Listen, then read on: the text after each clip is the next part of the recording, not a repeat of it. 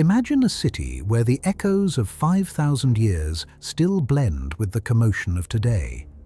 Cleopatra herself was closer to us than to the very first stone of the Great Pyramid. This is the complete, forgotten, and astounding story of Cairo and Giza from its earliest foundations to 2026. And folded inside it is the story of the afternoon this city quietly saved half the world and then somehow let everyone forget it. But how could such an epic tale of a city that once saved half the world become so obscured by time, forgotten by many? The true journey isn't just to tell its history, but to wrestle it back from the sands of oblivion. A brown river slides through a green valley under a hard blue sky 5,000 years ago, and a king is drawing a line in the mud. His name comes down to us as Menes, say it Menes, and around 3100 before the Common Era, he stitched the two rival Egypts, north and south, into one kingdom and planted its capital right here, where the valley opens into the delta. People had already been farming this bend of the river for centuries. A settlement at Maadi, inside the modern city's limits, was trading copper with the Levant before Egypt even had a king. Menes called his new city White Walls. We call its ruins Memphis, and they sit barely a dozen miles from downtown Cairo. Its greatest temple was named the House of the Soul of Ptah, Ptah, and when Greek tongues wrapped themselves around those syllables, out came Aigyptos. The entire country of Egypt is named after one temple in one city, and that city is this one. Memphis worshipped Ptah, the god of makers. Fittingly, it produced history's first named maker. Around 2650 before the Common Era, a royal official called Imhotep, say it Imhotep, stacked 6 stone platforms on top of each other at Saqqara and invented the pyramid. He is the first architect in human history whose name we actually know, and I find that quietly moving. 5,000 years of buildings, and the list of builders starts with him. 1 century later, his idea grew teeth. On the limestone shelf at Giza, a pharaoh named Khufu, say it Khufu, began the Great Pyramid around 2560 before the Common Era. The numbers still feel like a misprint, roughly 2.3 million blocks. A finished height of 146 meters, wrapped in casing stones of polished white limestone so bright the whole structure threw back the sun like a mirror. It stood as the tallest thing human beings had ever built for the next 3,800 years, until an English cathedral spire finally edged past it in the Middle Ages. Nothing else we have ever made has held a record that long. 2 more pyramids joined it in time, his son Khafra's and his grandson Menkaura's.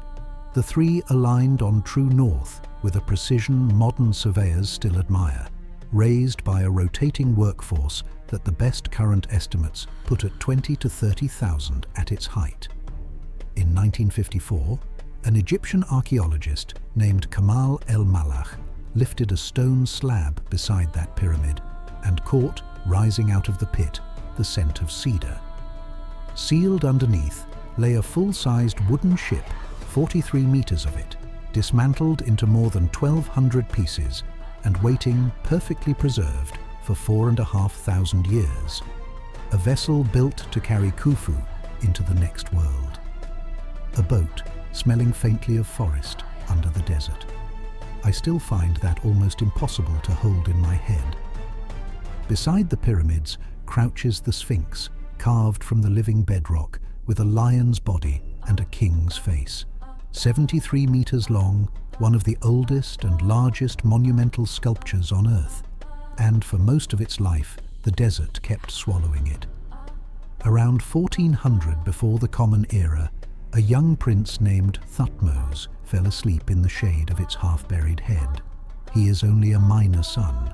The throne is not meant to be his. And in his dream, the story goes, the Sphinx speaks, "Clear the sand from my body. and Egypt is yours." He cleared it. He became Thutmose IV, and he planted a granite slab between the great paws, telling the whole tale, where it still stands today. The people who raised all this were not the enslaved masses the movies invented. Excavations beside the pyramids uncovered their town. Bakeries, breweries, medical care, and wages paid in bread and beer, with work gangs scrawling proud team names like Friends of Khufu into hidden chambers. To me, that is the real wonder of Giza. Not lost technology, not visitors from the stars, ordinary crews with copper tools, good logistics and team spirit, building forever on a salary of sandwiches. If you're with me that the human explanation is the more staggering one, tap the like. And if you'd still rather there be a bigger mystery under those stones, take your best theory down to the comments and defend it. The pharaohs moved on to Thebes in the south, and, after Alexander the Great, to glittering Alexandria on the coast. And for more than 1,000 years, the future happened somewhere else. The old capital faded. What mattered here now was a river crossing, and the Romans knew exactly what a river crossing was worth. Around the reign of the Emperor Trajan, they raised a stone fortress called Babylon beside the Nile, and its round towers still stand in the oldest corner of Cairo. Christianity took root early and deep in Egypt.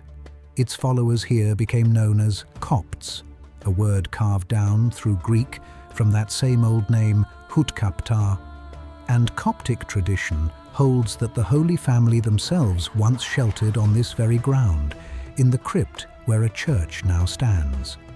Within the old fortress walls, a synagogue rose too, and its attic would one day astonish the world. Remember that attic. In 641, an Arab general named Amr ibn al-As, say it Amruh ibn al-Ahas, took the fortress and brought Islam to Egypt. A beloved old tale says that when his army struck camp to march on, a dove was found nesting on his tent, and Amr refused to disturb her, so the tent stayed, and his new capital grew up around it. Its name, Fustat, means exactly that, the tent. Along the river, engineers raised a marble-lined measuring shaft in 861 to read the height of each year's flood. A good flood meant food and full taxes, a bad one meant hunger. And that nilometer still stands on its island today, a stone gauge of a nation's heartbeat. 2 centuries on, an ambitious governor named Ibn Tulun built himself a mosque so vast and calm it can hold a crowd of thousands in near silence, with a staircase spiraling up the outside of its minaret. Finished in 879, and still the oldest mosque in the city, surviving in its original form. The city you know by name arrived at sword point and star chart. In 969, a Fatimid general named Jawhar, a former slave from Sicily, conquered Egypt and staked out a brand new royal city beside Fustat. Legend says astrologers rigged the perimeter with ropes and bells so laborers could break ground at the perfect moment, until a raven landed on the rope and set every bell ringing early at the exact instant the planet Mars, Al-Qahir, the conqueror, was rising. They named the city for it, Al-Qahira, the victorious. We flattened it into Cairo. A year later, its rulers founded the Mosque of Al-Azhar, and scholars have taught there for over 1,000 years since, making it one of the oldest universities still operating anywhere on Earth. The Fatimids' ceremonial spine, the street of Al-Muiz, still runs the length of the old city, lantern-lit between stone palaces, and 2 of their great gates still stand. Not every ruler wore the dignity of that city well. The Caliph al-Hakim, who governed around the year 1000, issued decrees banning chess, banning the eating of a beloved leafy green stew called molokhia, and for a stretch, banning women from leaving their homes at all. History's harshest food critic, ruling by proclamation. Somewhere in a palace archive, There was once a formal decree outlawing soup. I have tried to draft that announcement in my head with a straight face, and I cannot do it. If you can write me the palace scribe's official anti-Molokia proclamation, the comment section is yours. Cairo, for the record, still eats Molokia weekly, so we know who won. Harder tests were coming. In 1168, with a Crusader army bearing down, the Vizier of Egypt made an unthinkable choice. He set Fustat alight himself rather than hand it over, and the old city burned for weeks. Out of that smoke stepped a Kurdish officer history calls Saladin. By 1171, he had folded the Fatimid state away, and on the rocky spur above the city, he began the Citadel, a fortress that would command Cairo's skyline and rule it for the next 7 centuries. Medieval builders, here and across the city, helped themselves to the polished casing stones an earthquake had loosened from Giza, the pyramids, quite literally, paying taxes to the new age. What followed him was the strangest dynasty on earth. In 1250, a woman named Shajar al-Dur, say it Shajar al-Dur, a former slave who had risen to Sultan's wife, held Egypt together through a Crusader invasion, and then, briefly, ruled it outright, with coins struck in her own name. One of the only women ever to rule Egypt in her own right since Cleopatra. The soldiers who backed her, the Mamluks, were slave soldiers, bought as boys and trained into the finest cavalry on earth, and they now simply took the throne for themselves.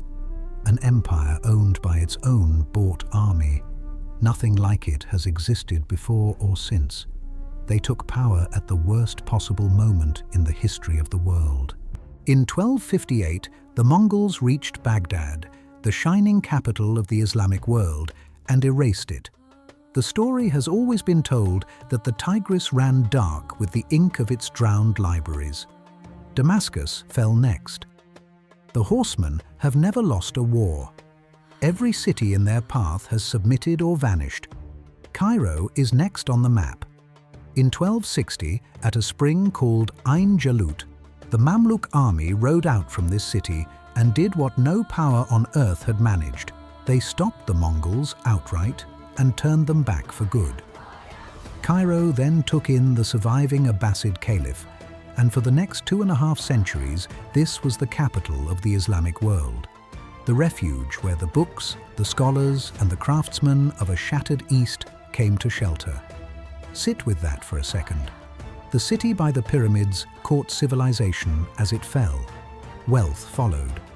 In 1324, the Emperor of Mali, Mansa Musa, passed through on pilgrimage and spent and gave away so much gold that its value in Cairo sank and stayed sunk for years, the only individual in recorded history to personally dent a region's currency by generosity.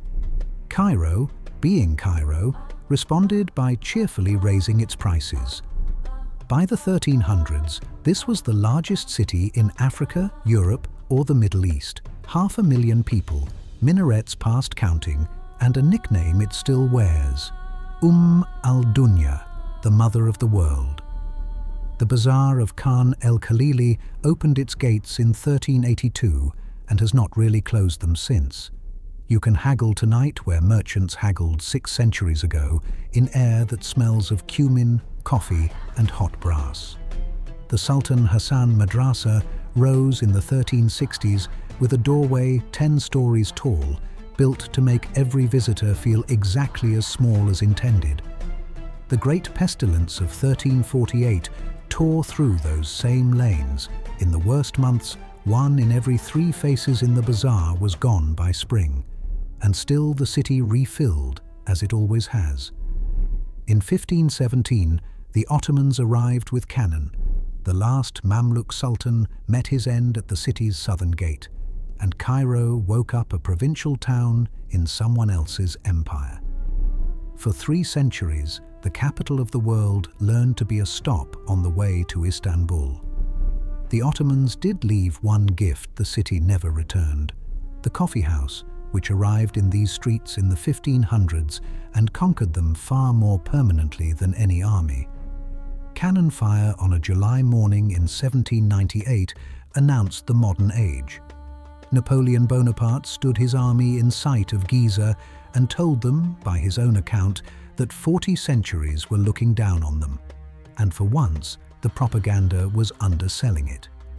He brought 167 scholars along with his soldiers, and their 20-year record of everything they measured, the description of Egypt, ran to volumes so enormous that special furniture had to be built just to read them.